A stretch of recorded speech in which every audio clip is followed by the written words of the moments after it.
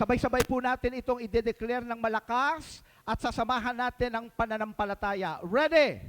I declare that I am special and extraordinary. I am not average. I had been custom-made, uniquely crafted in God's purpose. I am one of a kind, His most prized possession. I live without fear, knowing I am a child of the Most High, created in His very image. I am more than a conqueror, destined to rise, to shine, and to fulfill the greatness within me. I declare no weapon fashioned against me, now or in the future, shall prosper. Every tongue that rises against me is condemned. Every battle in the heavenlies are already won in my favor. Every negative things in my life diminishes and dies. Poverty dies. Sickness dies. Stagnancy dies. And superabundant prosperity comes. These are all my declarations in the name of our Lord Jesus Christ. Amen. Amen. Sabihan mo nga ang tatlong tao, pabanal ka ng pabanal, payaman ka ng payaman, pa-level up ka ng pa-level up. Pabanal ka ng pabanal, payaman ka ng payaman, pa-level up ka ng pa-level up. Praise the Lord. Makakaupo na po kayo. Kung na-receive nyo na ang threefold declaration. Praise the Lord. Merry Christmas to everyone. Palakpakan nga natin ang ating Diyos. Hallelujah! Although alam naman po natin na hindi naman talaga December 25 ang eksaktong kapanganakan ng ating Panginoong Jesucristo.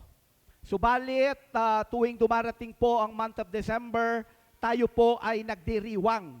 Kinikilala natin na more than 2,000 years ago, meron talagang ipinanganak sa Bethlehem.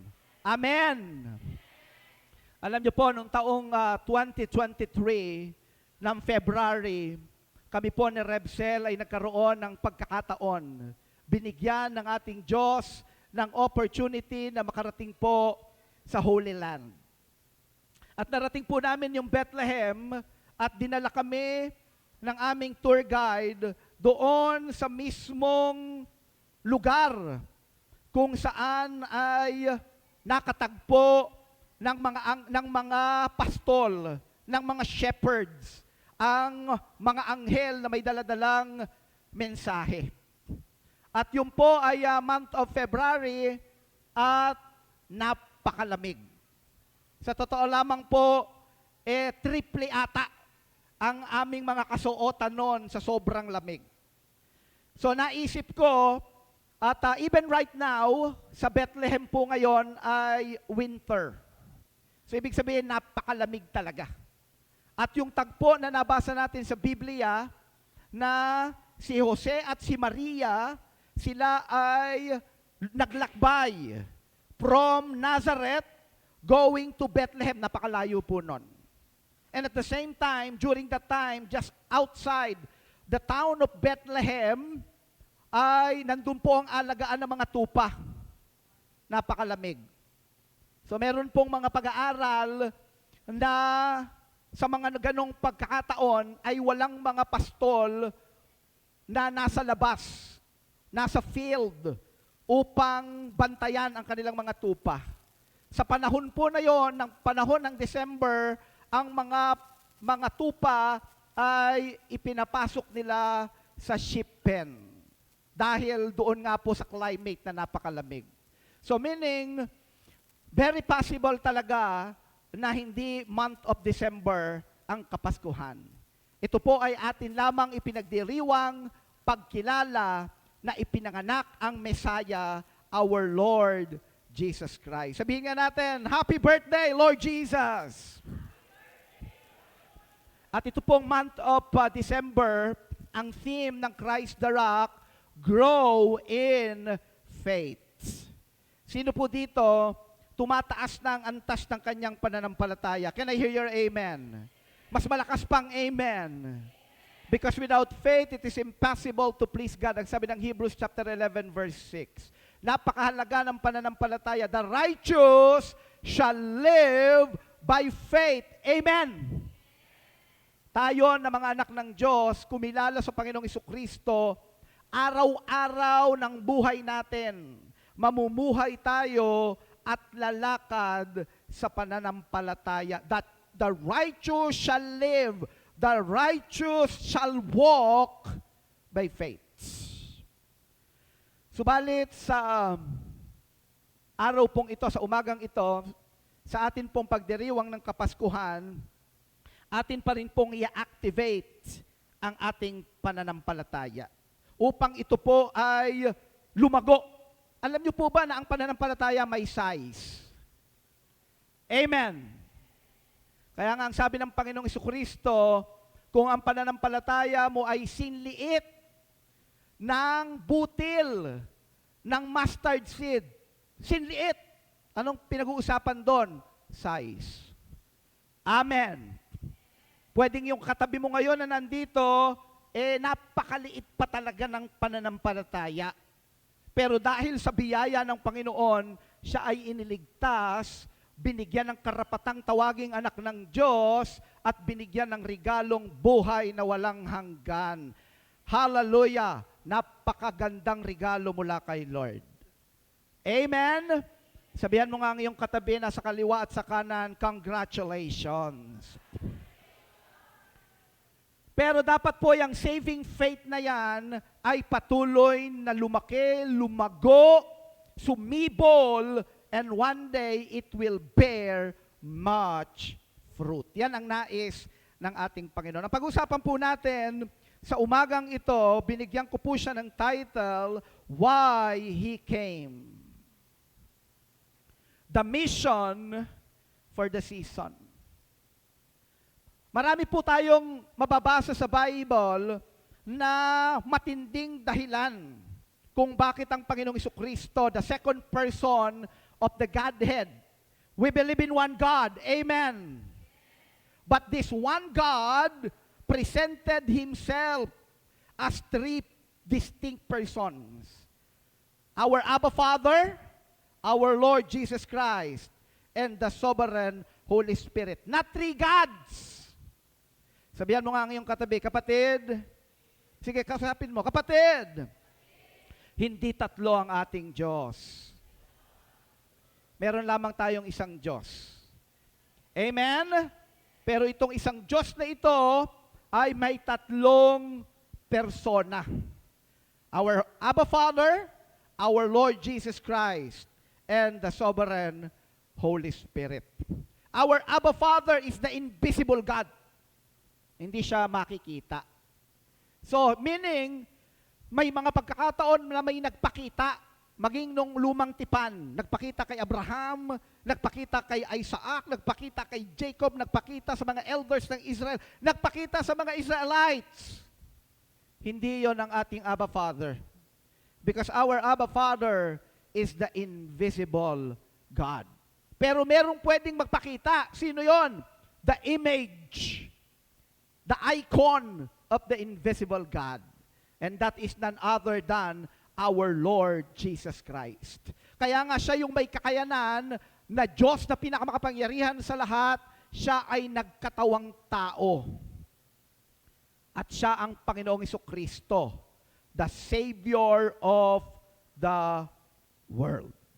At siya ang pinag-uusapan natin ngayon. Siya ang ipinagdiriwang natin ngayon. At merong misyon. Bakit ang Panginoong Jesucristo ay nagkatawang tao? Hindi lang tayo nagdiriwang. Nawa, hindi lang natin makita, matagpuan ng Kapaskuhan na ito na masaya, na celebration, na may pagdiriwang, na panahon ng gastusan. Tanungin mo nga ang katabi mo, kapatid, nag-shopping ka na ba?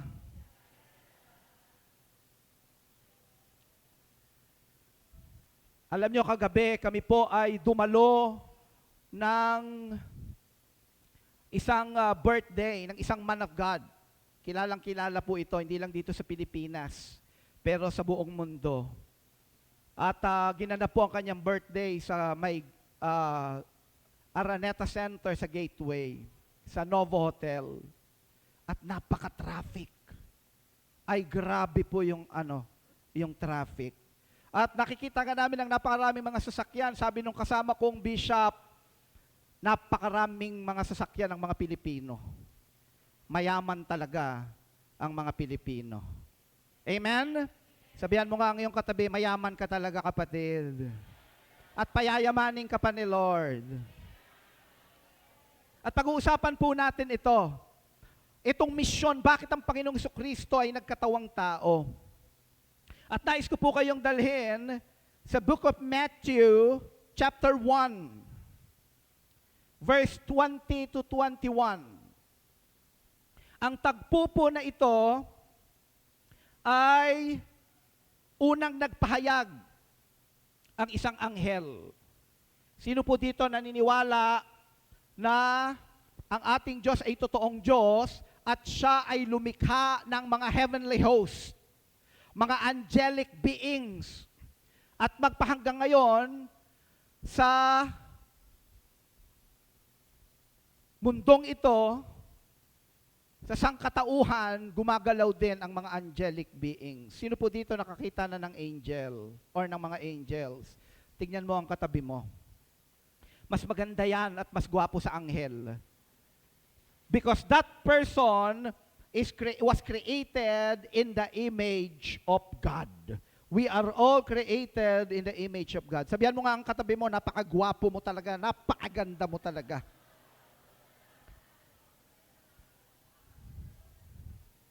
So si Angel Gabriel,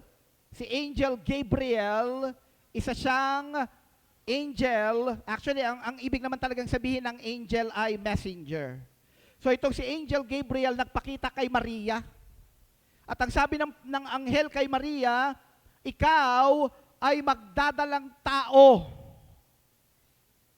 Subalit ang iyong ipagbubuntis ay mula sa banal na Espiritu. Yan po ay messianic prophecy. At ipinahayag ng anghel na ang anak ng Diyos ay ipapanganak upang makasama ng lahi ng tao, meron siyang misyon. Ang tawag po dyan ay makararanas ang tao ng tinatawag na virgin birth. Na may ipapanganak na walang lalaking taong ama. Meron siyang nanay, ang nagbuntis sa kanya ay si Maria, pero hindi niya talaga ama si Jose. Mary was conceived by the sovereign Holy Spirit. At ito po ay ipinagtapat ni Maria kay Jose. Gusto ko po tingnan niyo po ako. Huwag lang nating basahin ang Biblia na parang isang ancient book. Pero habang binabasa natin, basahin natin siya, na kinikilala natin ang mga ang mga tauhan na nakatala sa aklat ay mga taong katulad natin. Amen. Na-imagine nyo ba kung paano ipinagtapat ni Maria? Parang ang hirap explain. Jose, 1 taon na tayong engaged. Ikakasal na tayo. Pero may pagtatapat ako sa'yo.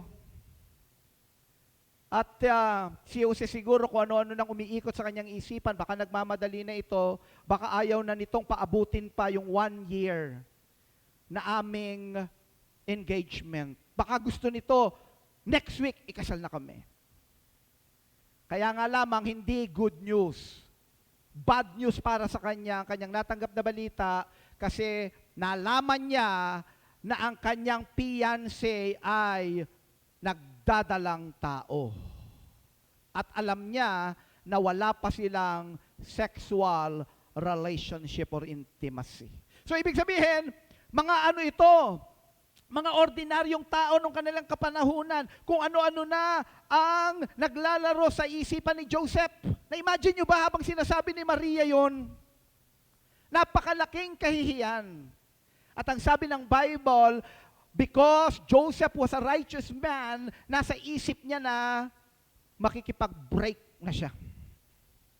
At hindi lang siya makikipag-break, makikipag-divorce. Kasi during that time, even nandoon sa kanilang engagement, parang as if kinasal na sila. Meron ng covenant between them. At ito po yung tagpo na ating babasahin. Kinukonsider ni Joseph na hiwalayan, tahimik si Maria, hindi pwedeng ilantad, hindi pwedeng i-post sa Facebook. Bakit? Kasi ang kasalanan ng adultery during that time ay hindi lang mababash sa social media, pero stone to death. Pero alam nyo ngayon, dahil sa mga basher sa social media, na maraming mga tao ang sobrang naaapektuhan ang kanilang damdamin to the point na dumarating sila sa pagkakataon na ninanais na lamang nilang tapusin ang kanilang buhay. So basahin po natin ang tagpong ito sa verse 20. But while he thought about these things, hihiwalayan ba niya si Maria? Ano ba gagawin niya? Nag-iisip siya ng kanyang magiging decision.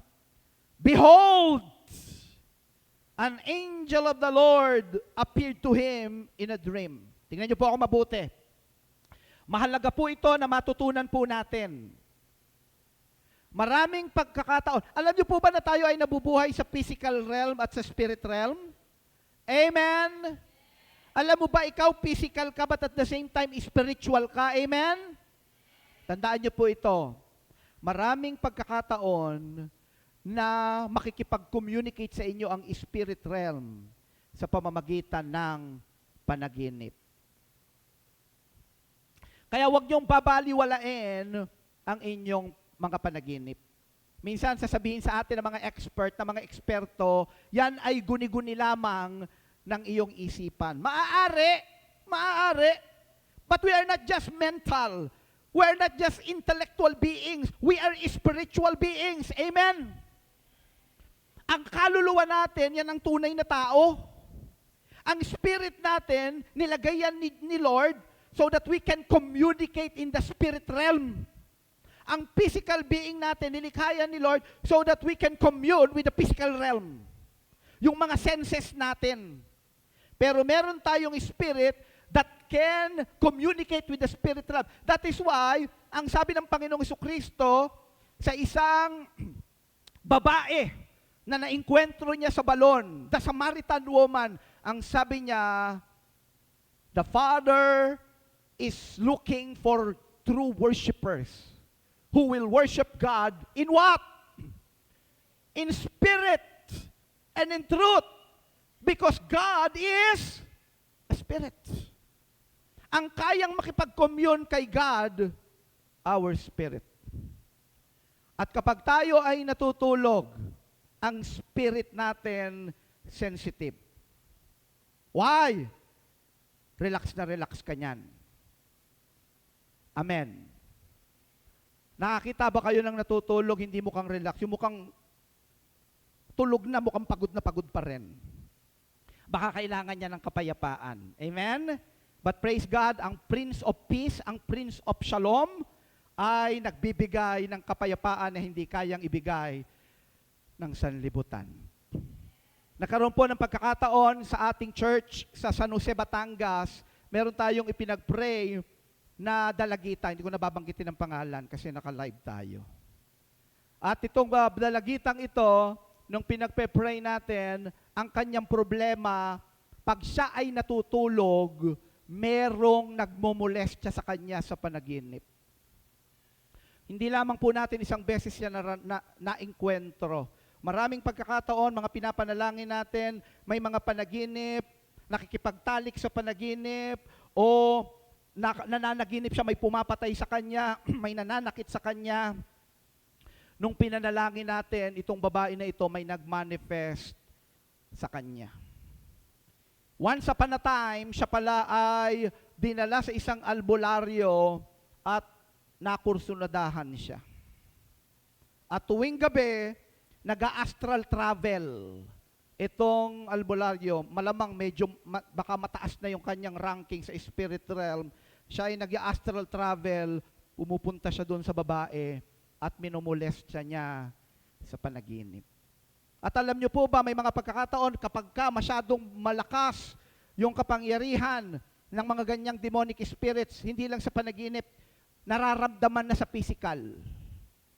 Kaya may mga pagkakataon pag nagising, may pasa, or may sugat, may kalmot, nararamdaman. So, sa spirit realm, pwede tayong kausapin sa panaginip. Kaya pag kayo ay mananalangin ng panalangin nyo, Lord, samahan mo ako at kausapin sa panaginip para si Lord ang nakakadiig natin maging sa panaginip. Amen? At ang aking dalangin nawa mamayang gabi, pag ikaw ay natulog, managinip ka. Mapanaginipan mo si Lord. Amen. Sabihan mo ang katabi mo, sana mapanaginipan mo pa si Lord. So makikita natin sa Bible, ito'y totoong-totoo. Sabi dito, an angel of the Lord appeared to him in a dream, saying, Joseph, son of David, do not be afraid to take to you Mary your wife, for that which is conceived in her is of the Holy Spirit. Look at verse 21. And she will bring forth a son, and you shall call his name Jesus. Sabihin nga natin, Jesus. Grabe yan. A powerful name. Na ang sabi ng Book of Philippians, that the name of our Lord Jesus Christ is the name above every name. That at the name of our Lord Jesus Christ, every knee shall bow in heaven and on earth and under the earth. And every tongue shall confess that Jesus Christ is Lord. Palakpakan nga natin ang ating Panginoong Jesucristo. Hallelujah! Ano daw ang dahilan? Bakit may ipapanganak? Bakit nagdalang tao si Maria? Bakit she experienced to be conceived by the sovereign Holy Spirit? Ang sabi dito, for He will save His people from their sins. Ang una po, napuntos natin. Maiksi lang po ito. First, letter A, salvation. Eternal life. Kaya ang pangalan niya ay Jesus. Ang ibig sabihin, God saves. Yeshua. Siya ang manliligtas. Ililigtas niya ang sangkatauhan. At meron pong 3 proseso yan. Mabilis na mabilis lang po ito. Una, ang sabi dito, He rescued us from the penalty of sin. Sabihin nga natin, penalty. One more, sabihin natin, penalty. Ano po ang penalty? Ang sabi ng Romans 6:23, for the wages of sin is, grabe, kamatayan. Hindi lamang po ito kamatayan ng laman.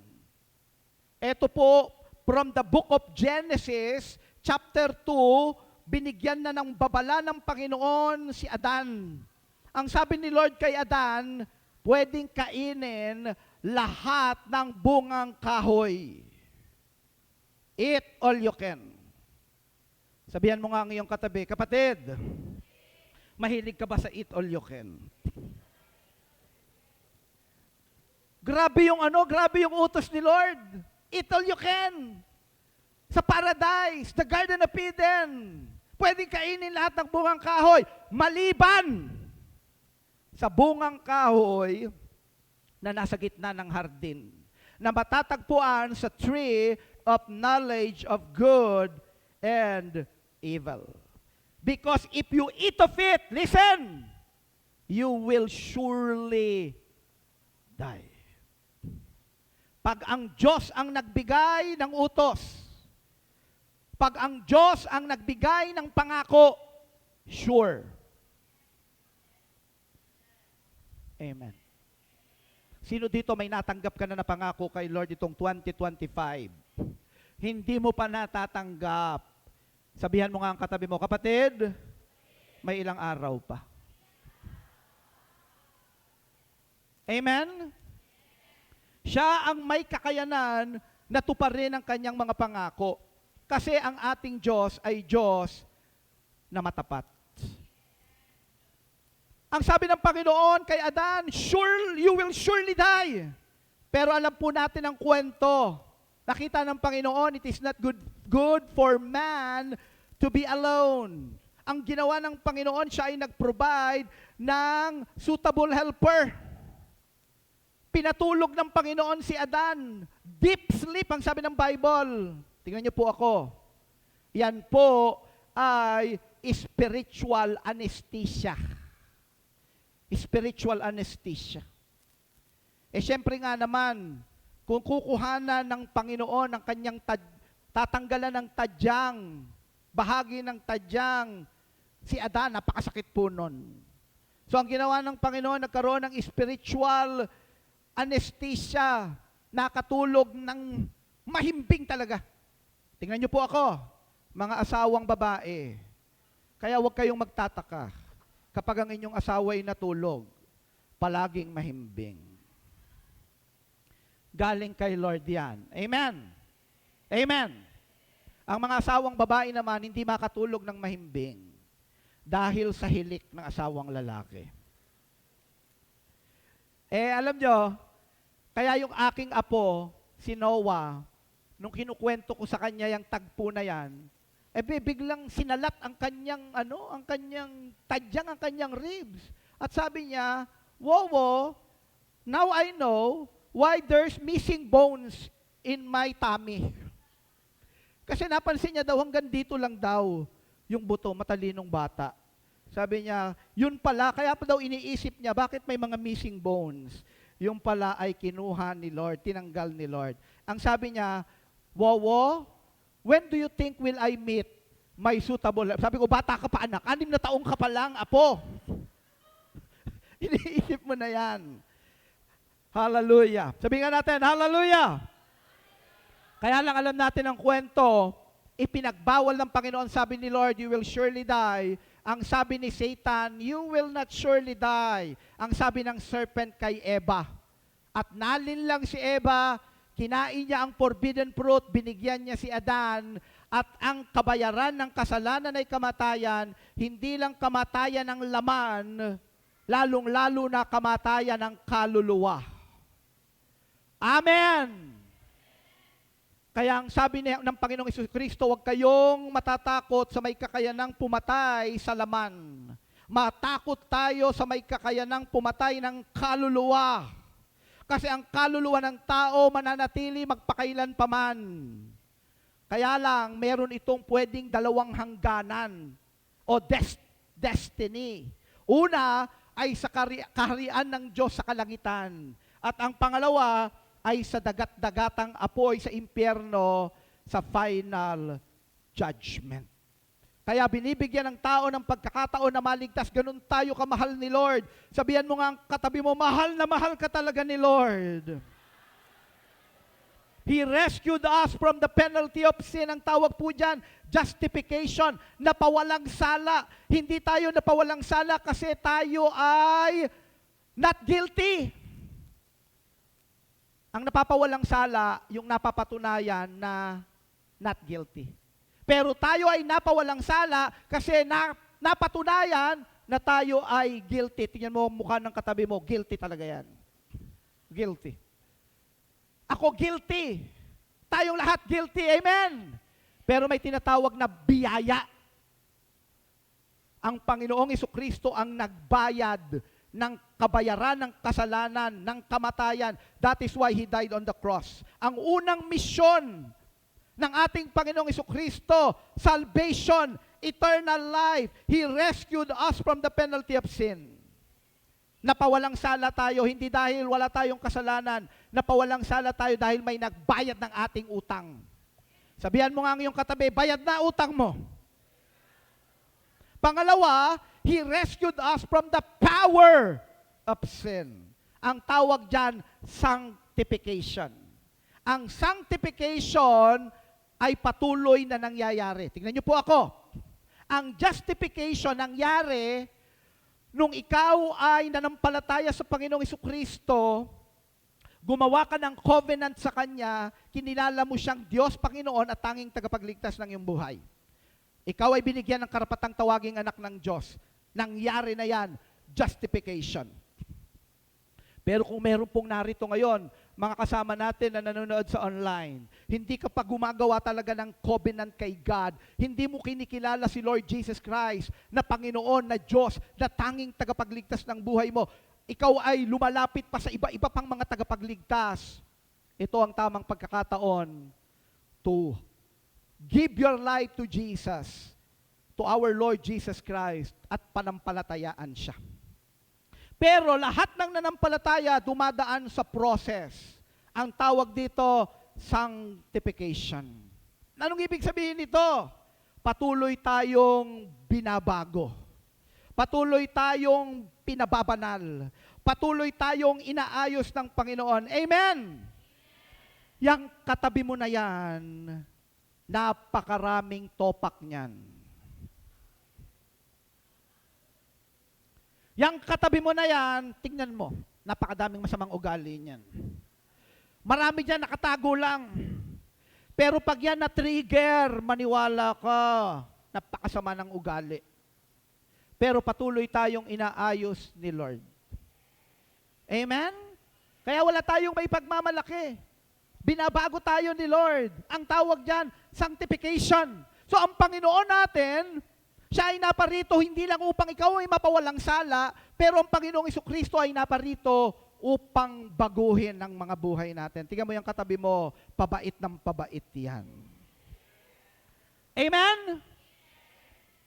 At itong Kapaskuhan na ito, baka bigyan ka pa niya ng regalo.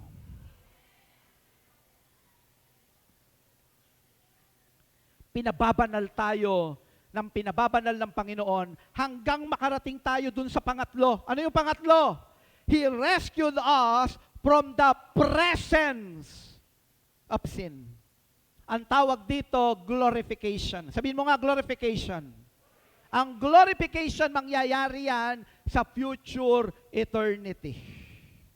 Na kung paano ang Panginoong Jesucristo ay nagpakita sa mga disipulo after His resurrection, ganun din daw tayo. Bibigyan tayo ni Lord ng glorified body, katawan na walang kapintasan, heavenly bodies. Amen? Kung yung katabi mo may peklat, pagdating sa langit, wala ng peklat yan. Kung yung katabi mo may mga wrinkles, pagdating sa langit, wala ng flawless yan. Kung yung katabi mo wala ng buhok yan, pagdating sa langit, maniwala ka, kapal ng buhok yan. Amen. Glorification. Kaya ang Panginoong Jesucristo ay naparito upang tayo ay iligtas. Lahat ng mananampalataya sa Kanya. Palakpakan nga natin ang Panginoon. Magtungo tayo sa John chapter 10 verse 10. Ang sabi dito, the thief does not come except to steal and to kill and to destroy. Ang magnanakaw si Satanas, naparito upang magnakaw, pumatay, mangwasak, pumuksa. Pero ang Panginoong Jesucristo, ang sabi niya, I have come that they may have life. Zoe. Yan po yung ibig sabihin. Eternal life. Kinukonfirm yung ating pinag-usapan kanina. Kinukonfirm yung mensahe na ni Angel Gabriel sa Matthew chapter 1 na ang darating na Mesyas ay may daladalang buhay. Pero hindi lang buhay. Ang sabi po dito, I have come that they may have life and that they may have it more abundantly. Sabihin natin, more abundantly. Ang Greek word na ginamit ay perizos. Ang ibig sabihin, super abundant. Alam nyo, yung word na abundant, ibig sabihin, masagana. Pero yung super abundant, yung perizos, ang ibig sabihin nito, nag-uumapaw. Amen. Alam nyo, dumating ako, one day, dumating kami sa bahay, nakita ko yung aming mga apo na pinuno yung drum. Merong isang drum dun eh. Pinuno ng tubig kasi sila ay nagbabad sa tubig. At ang ginawa pa nila, iniwan nila yung hose doon sa drum, at yung tubig ay nag-apaw ng nag-apaw ng nag-apaw. Maraming nasayang. Pero ang Panginoong Jesucristo, pagpapalain niya ang kanyang mga anak, hindi yung sapat lamang, pero pag-aapawin ng Panginoon upang ikaw ay gamitin ng Panginoon na pagpapala. Can I hear your amen? Letter B, supply. Una, salvation. Ang misyon ng Panginoon, tayo ay iligtas. Amen? Pero merong another mission ng Panginoon, and that is to supply abundant life. Abundant life includes wealth and goes beyond it. Amen. Sabihan mo nga ang iyong katabi, kapatid, kaya kang payamanin ni Lord. Number 1, provision for needs. Si Lord magsusupply upang tugunan ang mga pangangailangan natin. Alam nyo, ang declaration ni Apostol Pablo sa mga believer sa Philippi, ang sabi niya, my God shall supply all your needs. Sino dito sa umagang ito may mga pangangailangan ka? Pag tayo nagkaroon ng pangangailangan, tingnan niyo po ako, napakahalaga po nito. Pag tayo nagkaroon ng pangangailangan, huwag kaagad tayo mag-iisip, sino bang mauutangan ko? May tendency tayo na ganyan ng mga Pilipino. Ang unang papasok sa atin, sino bang mauutangan ko? Dapat po, ang unang iisipin natin, kapag tayo ay may pangangailangan, lalapit tayo sa provider natin. Sino po dito? Aamin. May mga pagkakataon, hindi mo pa nga napapag-pray. Nasa isip mo pa lang yung need. Hindi ka pa nakakapag-pray. Prinobide na ni Lord. In-answer na ni Lord yung panalangin. Because He is omniscient. Laman pa ng isip natin, hindi mo pa nga naiisip, alam na ni Lord. Alam ni Lord ang lahat ng pangangailangan. Tingnan niyo po ako. Alam mo ba na may mga pangangailangan ka na alam mo na need mo? Amen? Pero meron kang mga pangangailangan na hindi mo alam. Kasi limitado ka eh. May mga pangangailangan na hindi mo alam. Pero ang Panginoong Jesucristo, siya ay naparito to give you life and not just life, but to have it more abundantly upang tugunan ang mga pangangailangan.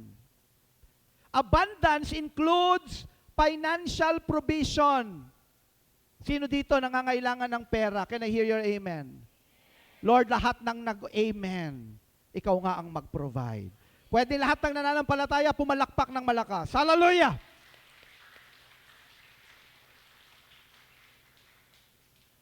Alam niyo ang ginawa ni Satanas? Pag pinag-usapan ang pera, nilagyan ang tao, lalo na mga Kristiyano, ng allergy. Para bang may masama pag pinag-usapan ng pera. Pero ang totoo, ginagamit natin yan araw-araw. Amen. Para matugunan ang mga pangangailangan natin. Amen po ba? Sino dito kailangan niya ng 500 pesos pang Noche Buena?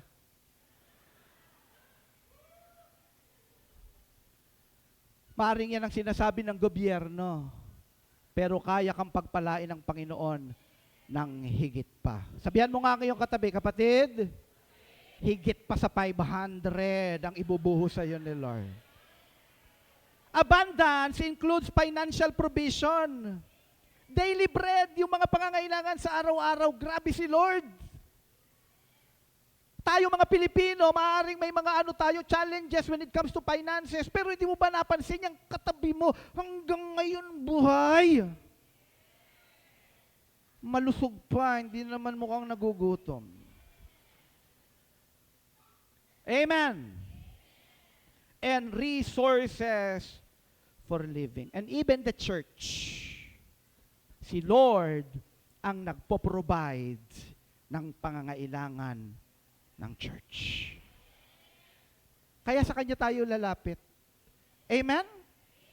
Huwag tayong lalapit sa mga politicians para sa pangangailangan ng church. Lumapit tayo kay Lord. Si Lord ang magpo-provide. At katulad ng declaration ni Apostle Paul, that is also my declaration to all of you, my God shall supply all your needs according to His riches in heaven. Can I hear your loud amen? Palakpakan natin ang Panginoon. Hindi lamang mag-provide ng ating mga pangangailangan, pero yung supply na yan, inilaan ni Lord para maunawaan natin ano ba yung dahilan, purpose for wealth.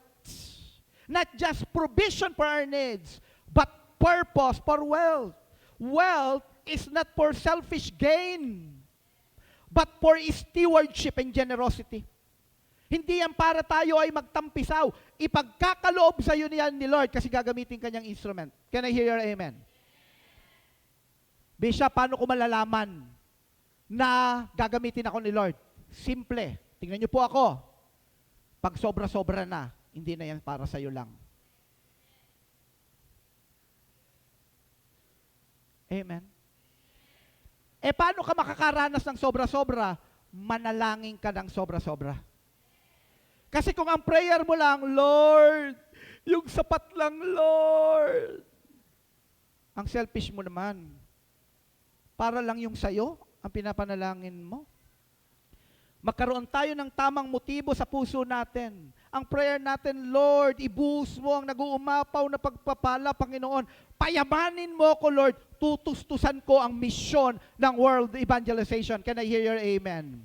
Lahat ng magpapagamit kay God, nagagamitin ni Lord as end-time kingdom financiers, pwedeng pumalakpak ng malakas yung may pananampalataya. Hallelujah! Thank you, Lord. It's all about stewardship. At pag sinabi pong stewardship, yung mapagkakatiwalaan ka sa kokonti. Alam nyo, pag hindi tayo napagkatiwalaan ni Lord sa kokonti, pag lumaki yan, mas lalong mahihirapan kang i-manage yan. Yung tinatawag na kingdom stewardship. Mas mahihirapan tayo. Amen. Pero pag maliit pa lang, kung kaya mong i-handle ng tama ang 100 piso, alam mo kung ano ang para sa'yo, alam mo ang ano ang para kay Lord. Alam mo ang binhi. Si Lord kasi pag nagbigay ng pagpapala, meron diyang seed. Sabihin na natin, seed. Pero meron dyan bread. Yung bread binigay sa'yo para kainin mo, gamitin mo. Pero hindi lahat ng binhi, bread. May mga tao kasi, may mga Christian, ang tingin sa lahat ng blessing bread. Iko-consume lahat. Ang utak ng farmer, hindi i-consume lahat. Pag inubos lahat yan, wala nang susunod na ani. Amen. Ito pa ang farmer, ang pinakamainam na binhi para kay Lord. Yan ang itatanim para yung susunod na mga ani. Yung breed of seed, yung breed of harvest, mas mainam. Amen? Sino dito ang natututo? Ang sabi ng 2 Corinthians chapter 9 verse 11, you will be enriched in every way. Payayamanin ka talaga ni Lord. Sabihan mo nga ang katabi mo, payayamanin ka talaga ni Lord. Kapag ka yung katabi mo hindi ka dinideklarahan, iwanan mo. Huwag kang tatabi dyan. Kasi sayang. Alam nyo ba may power ang ating words? Meron ako sasabihin sa inyo. May ganitong pag-aaral. Hindi ko sinasabing ganito. Meron lang pag-aaral na nung nagkasala si Adan at Eva, kinonfront ng Diyos si Adan. Sabi niya, simula ngayon, lahat ng kakainin mo, paghihirapan mo na. Genesis chapter 3. Amen? May pag-aaral na nagkaroon daw ng pagkakataon, hindi natin ito mababasa, ina-assume lang to, na before the fall, si Adan, pag kailangan niya ng bungang kahoy, nagsasalita lang siya. Because Adam was created in the image of God. And He created everything according to His Word.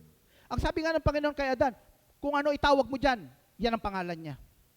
Pag sinabi ni Adan, ang pangalan mo na ngayon, elepante. Elepante na yan. Ganon ang power of the spoken word. Amen? Kaya noong unang panahon daw, si Adan, pag kailangan ng bungang kahoy, kahit gaano kataas yan, Nakakita yan ng nakakita ng kay Mito. Gusto niyang kainin. Uutusan niya lang yan, pupunta yan sa kanyang kamay. Pero nung nagkasala siyang sabi ng Lord, simula ngayon, lahat ng kakainin mo, paghihirapan mo na dahil sa kasalanan. But that authority, unti-unting nire-restore ng Panginoon. The power of the spoken word. If you are a believer, pag sinabi mo ng sinabi mo, one day, mangyayari sa buhay mo. Can I hear your amen? Lahat ng nananampalataya, pumalakpak ng malakas. Hallelujah! Grabe yung kapangyarihan ng salita. Andito si Brother Yayi. Halika nga dito, Yayi. May tatanong ako sa iyo. Halika dito. Dito ka.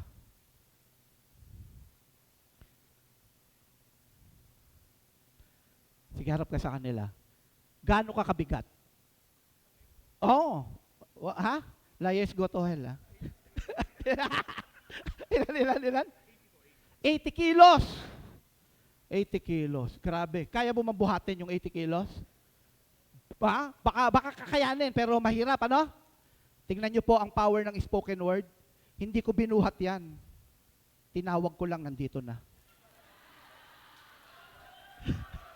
God bless you, brother. Nakita niyo ang power ng spoken word? Amen? Amen? Grabe. Palakpakan nga natin ang Panginoon. Hallelujah!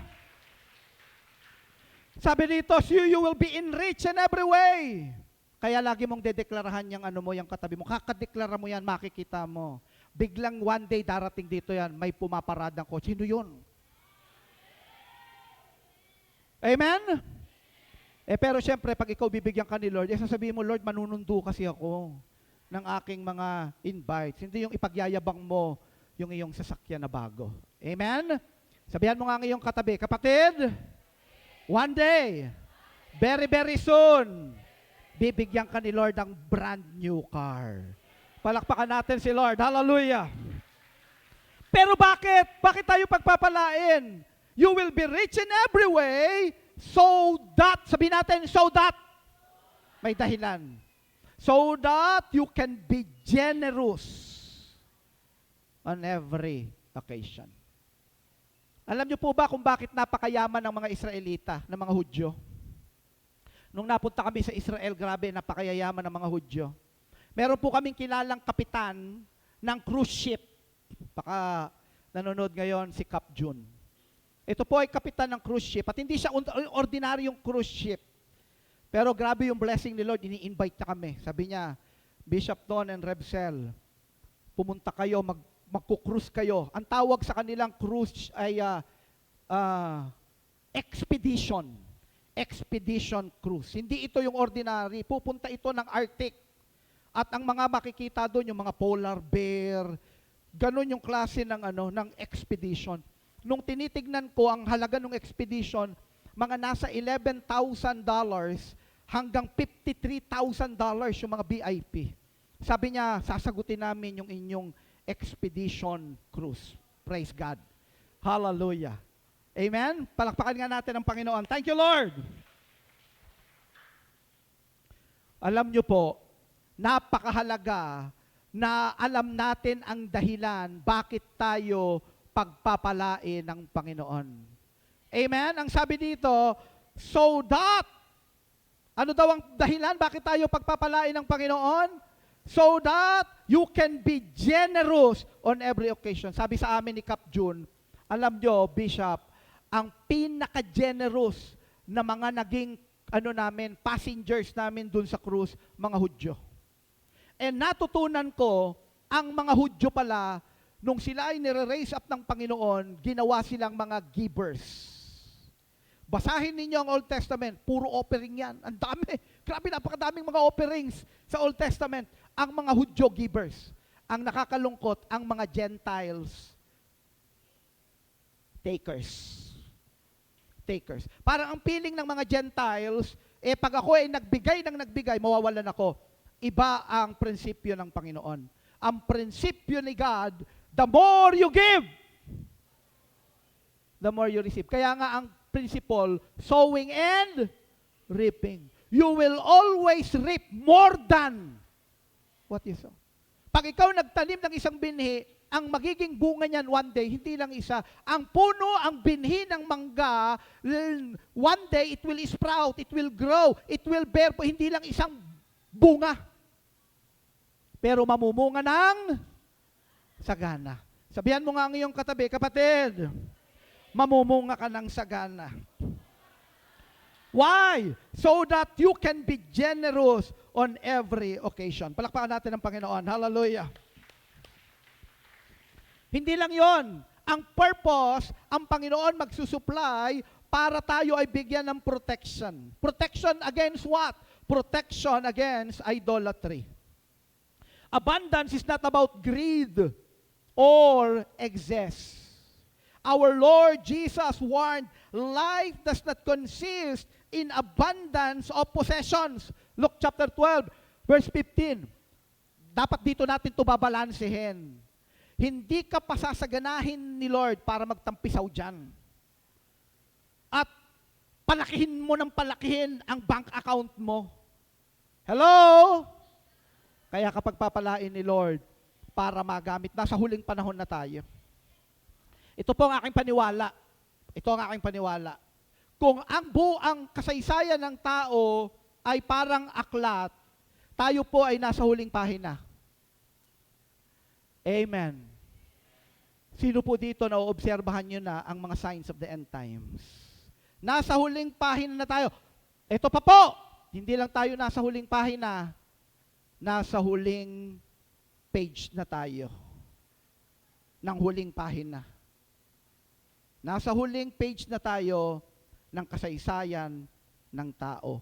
Ia-accelerate na ng Panginoon ang kanyang kapangyarihan at ia-accelerate ni Lord, ibubuhos niya ang kayamanan sa mga taong magpapagamit to finance the advancement of the kingdom. Sino kaya yon? Can I hear your amen? True abundance is having wealth with wisdom and worship, not wealth as substitute for God. Nakaka-encounter ako ng mga ganyan.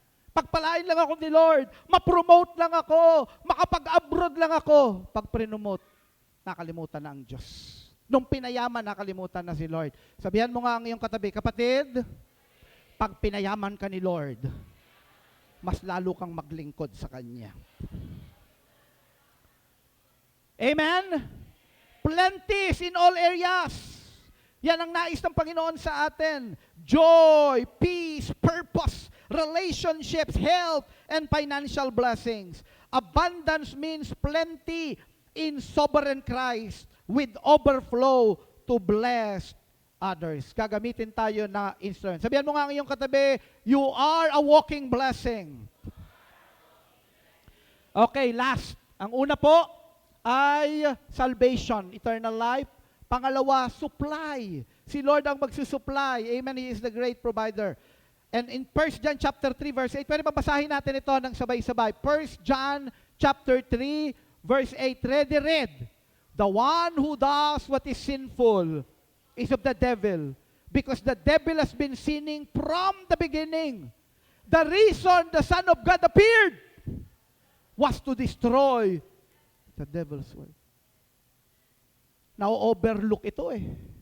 Na kaya pala ang anak ng Diyos ay nag-appear, nagkatawang tao, isa sa kanyang misyon, wasakin ang gawa ng diablo. Number 3, subdue.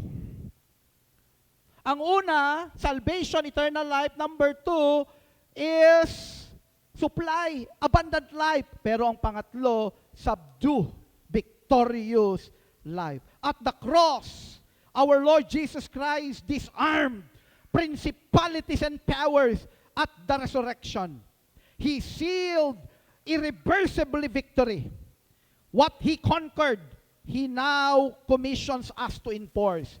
Victory is not only His achievement, it is our assignment. Hindi lang nag-demo si Lord sa cross of Calvary, na siya ay namatay, na siya ay nailibing, na siya ay nabuhay na maguli. Hindi lang yan demo. Pero ginawa yan ng Panginoon upang tayo na kanyang mga anak, yung kapangyarihan sa cross, maranasan natin. Ano ang dapat nating gawin? Dahil ang atin palang Panginoon, siya ay naparito to destroy the works of the devil. Tingnan niyo po ako mabuti. Ewan ko naisip niyo to, pero dati naglalaro ito sa isip ko. Nung binabasa ko ang 4 books of the gospel, Matthew, Mark, Luke, John, binasa ko ang Book of Acts, the early church. Binabasa ko mga epistles ni Paul. Binabasa ko yung New Testament. Grabe, napakadaming encounter sa mga demonic spirits. Sa tuwing magbiministeryo ang Panginoong Jesucristo, sa tuwing mga ngaral si Lord, may mga pagagalingin, pero may mga napapalaya na mga sinasaniban ng mga demonic, mga unclean spirits. Pero tingnan niyo po ako. Bakit sa modernong panahon, parang nawala?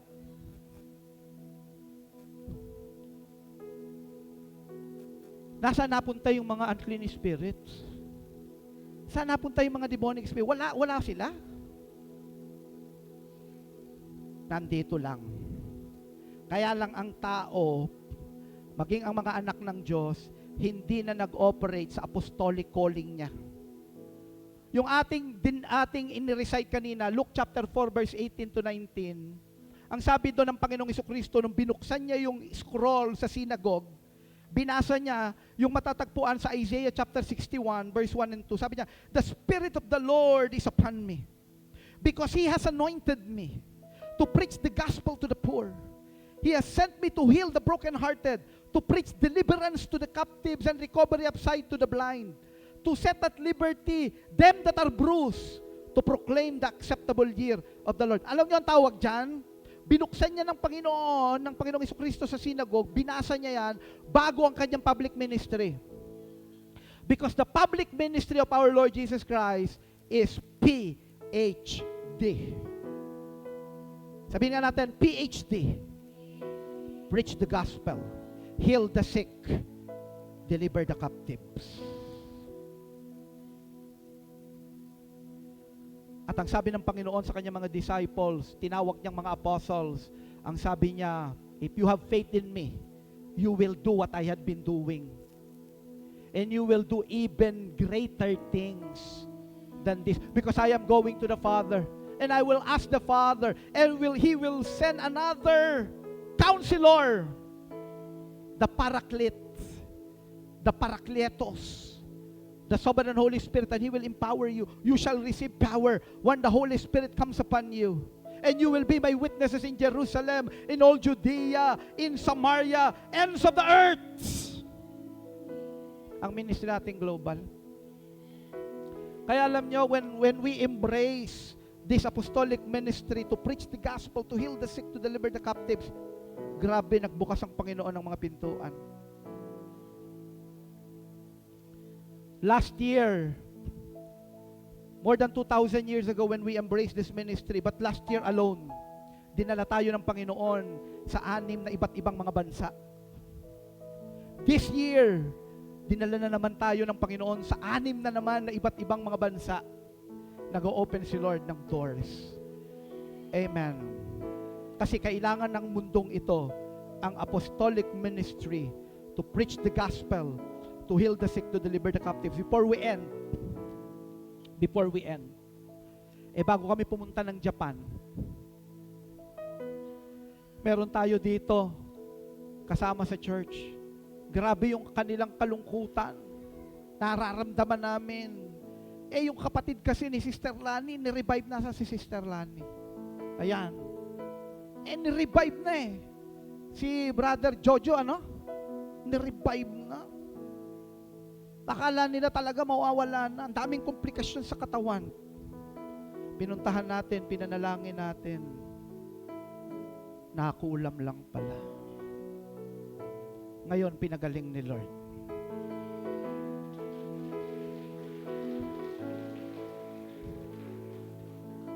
Patuloy natin siyang isama sa panalangin, nagpapalakas, kapatid, Nagpapalakas, and then, makasama natin siyang sumamba kay Lord. Amen? Napunta kami sa Japan. During Sunday service, meron doon isang babae. Baka nanonood yung mga kasama natin sa Japan, sa Hun at Sugi.